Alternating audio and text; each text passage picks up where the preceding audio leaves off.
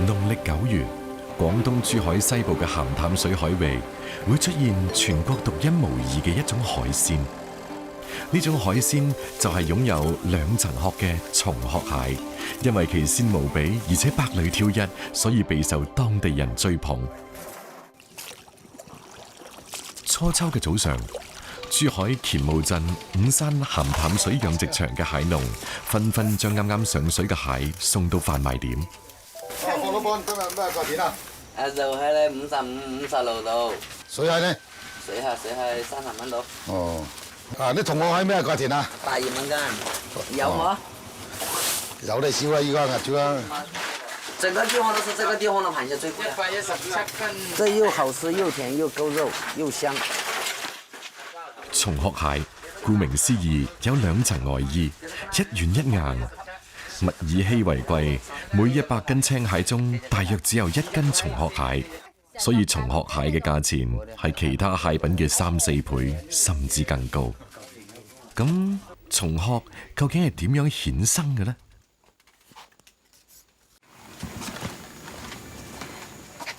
養蟹人根叔係土生土長嘅斗門乾務人。上世紀90年代初，佢成為村裏面第一個養螃蟹嘅人。25年裏面，佢以蟹養育咗一家3代人。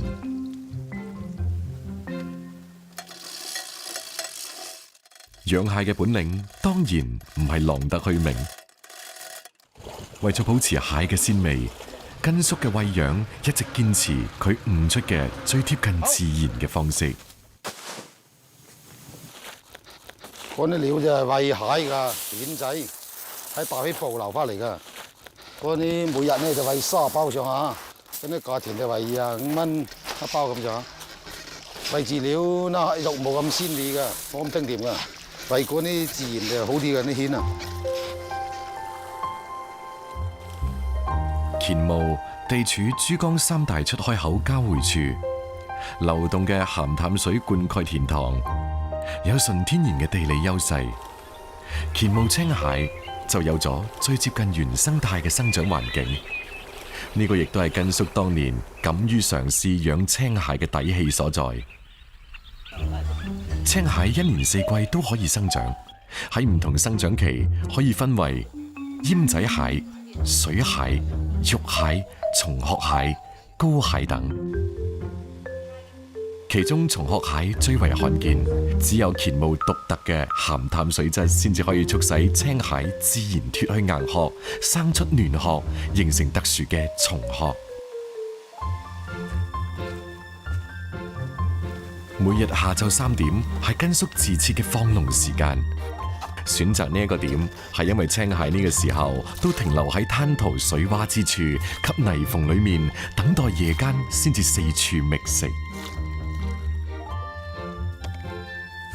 覓食過程中，邊個都走唔甩根叔設落嚟嘅籠網。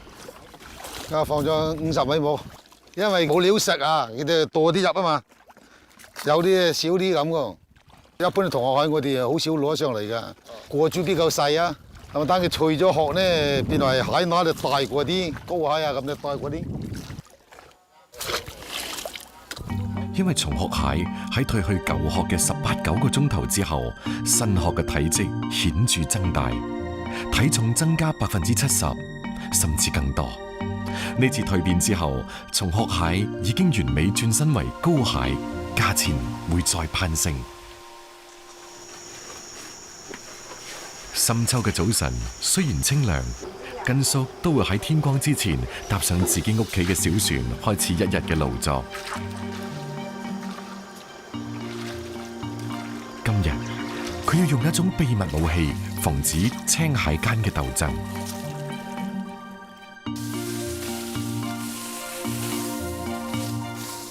即係起蟹之前咧，要掘嗰啲蘆葦啊，掘嗰啲蘆葦呢度一嚟隱蔽呢蟹，冇俾佢打交嘛。原來青蟹有同類互相殘殺嘅習性，可憐嘅松殼蟹準備退殼，自然成為咗被捕食嘅主要目標。蘆葦正係隔離廝殺嘅好幫手。根叔沿住放網嘅坐標，一個一個網籠慢慢拉起身，看似簡單嘅動作中間，卻蘊藏住收同放嘅學問。慢慢啦，彈下彈下佢卡住㗎，你啲網鎖啊嘛，就啊咁放咗去。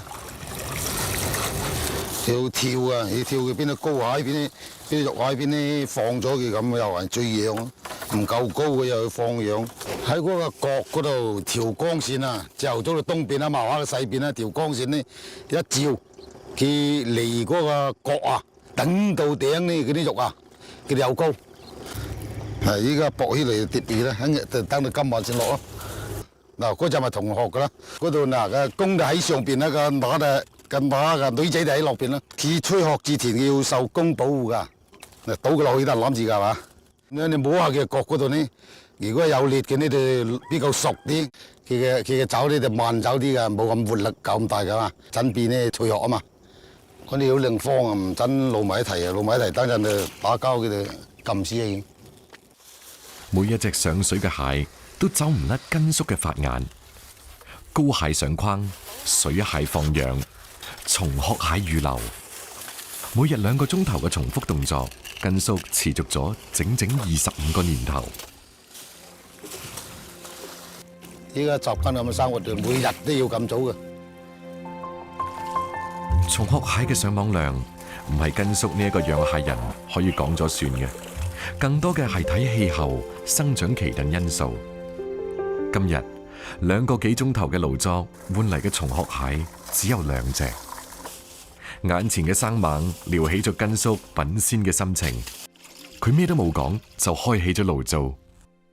講薑辟腥，畢竟蝦嘅腥味，亦都有海鮮嘅腥味，一道清蒸，一道烚熟嘅咁咯，原汁原味嘅風味啊！最好就隔水浸就得，最快退係咁咯，直接性噶啦。活躍嘅蒸氣令海鮮鮮嘅原味最大限度咁被激發。從江海到灶頭，從最繁雜嘅養殖到最簡單嘅烹飪，無論係放養捕撈嘅加法，定係烹飪製作嘅減法，根叔都得心應手。見個蟹嘅鮮味啊，總之去邊度都係誘惑到你噶。蟲殼蟹之所以受當地人嘅追捧，除咗可遇不可求嘅產量之外，最為打動人嘅仲係佢獨特嘅鮮味同豐富嘅蛋白質。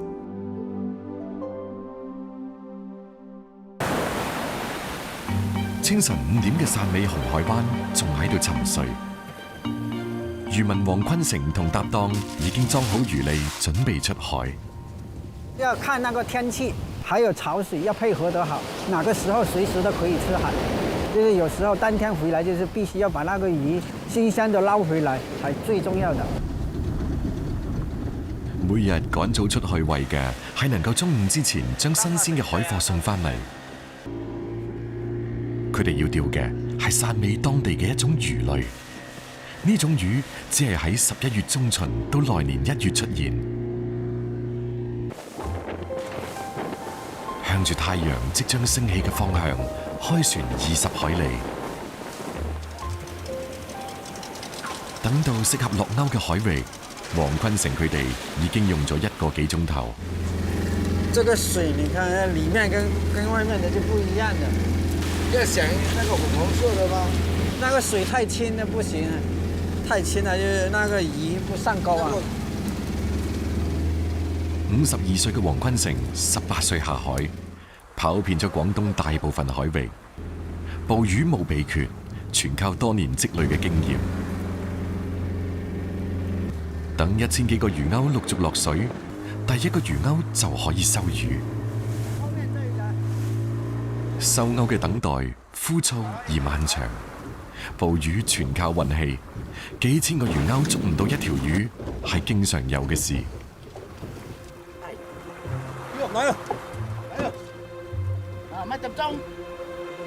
黃坤成感覺有魚上鈎，氣氛即刻緊張起身。2個人拉線，船喺胡德森嘅掌控下，順住魚游走嘅方向追。3個人嘅配合稍有差池，魚就會流走。大膽其他喂！綁一綁，就綁，快！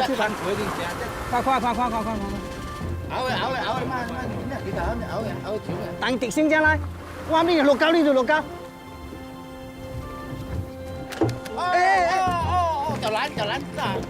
綁一綁，就綁。黃坤成佢哋要捉嘅呢一種異常兇悍嘅魚，到底係乜嘢物種呢？如果給它咬到，它一滾就把那個肉都扯下來。船長跟船員就是配合得要很好，如果沒有配合好，走掉了一條麻魚，就是要損失1000多塊錢。呢種長住尖齒獠牙嘅麻魚，學名海鰻、門鱔。每年天氣轉冷，就從台灣海峽游入淺灘產卵，第2年再游返深海。紅海灣遮浪半島避風條件好，而且水質營養，係麻魚最中意嘅港灣。2條10斤以上嘅大魚上鈎，今日呢一趟出海總算冇蝕有錢。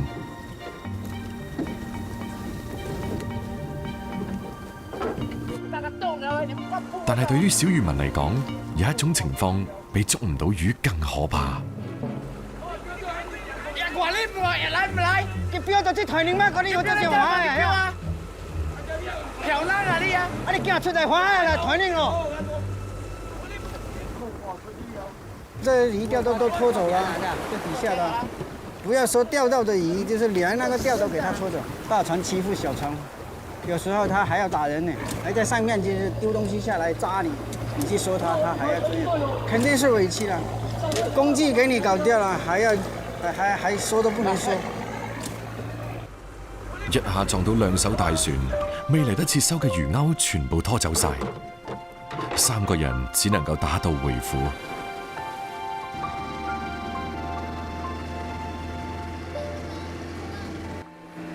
喺一望無際嘅海面漂咗7個鐘頭，歸家嘅喜悅漸漸代替咗啱啱嘅憤怒。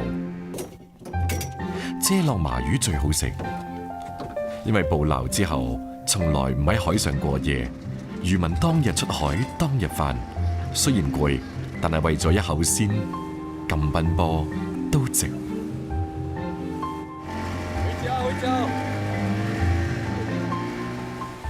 這個單老魚就是新鮮比別的地方就是好，那魚販子也是就喜歡我們這裡的，就價錢是雖然高了一點，但是就是好賣。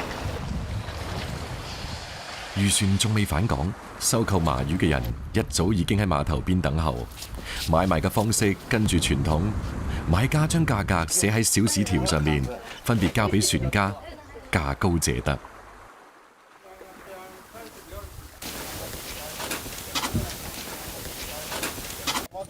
好，知道咩頂咯？今日捉咗條細魚，黃坤成特登留落嚟，攞翻屋企俾個孫同漁民兄弟食。媽咧，阿媽晒應佢啦。喺度望啊，喺度就望啦嚇。好。黃坤成上年在外跑海，今年為咗帶孫先至翻到紅海灣嘅。曾經開過大排檔嘅佢係整魚嘅能手。麻魚肉質緊緻，帶有海鮮特有嘅鮮味。魚頭魚骨煲湯，魚肉可以滾粥、燜炒或者清蒸。但麻魚嘅最佳配角非潮汕鹹菜莫屬，蒜蓉同薑絲爆香，倒入魚肉翻炒，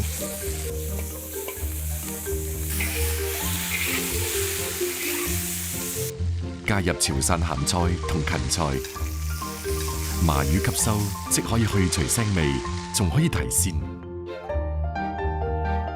另一種烹飪方式鹹麻魚係汕味嘅獨特做法，用鹽將麻魚醃製，魚肉中嘅蛋白質喺鹽嘅作用下凝固，去除多餘嘅水分。經過醃製嘅魚肉蒸出嚟之後，更加鮮嫩爽滑。這個醃20分鐘就可以蒸了，但是在沒有這個麻魚的季節裡面還可以吃，保持它的鮮度，放到過年都可以吃，就不一定是天天有的東西，就是放到沒有麻魚的時候都可以吃的。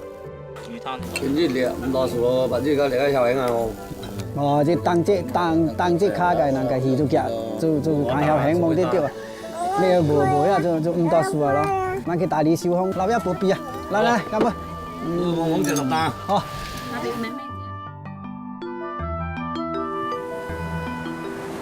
靠海食海，呢2年漁獲大減，漁民生活大多數都清苦。就算係兒女早已成家立業，但係同大海打咗一世交道嘅老漁民，對大海心存依戀。一日唔出海就覺得唔舒服，亦係佢哋更加知道呢個每一口海鮮嘅來之不易。每次辛苦咁同時間賽跑，亦只為保持海鮮嘅原味。